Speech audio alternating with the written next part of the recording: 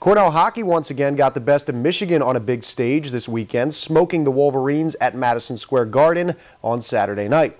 Now let's take a look back at the sights and sounds from a very convincing Big Red Frozen Apple win. Tonight, Madison Square Garden is proud to host the Frozen Apple.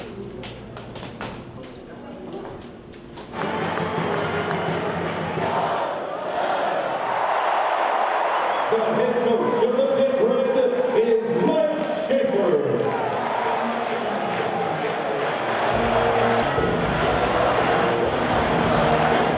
From our older guys to our younger guys, from our first line down to our fourth line, everyone did what we needed them to do tonight, and you know, we played a great Cornell hockey game tonight.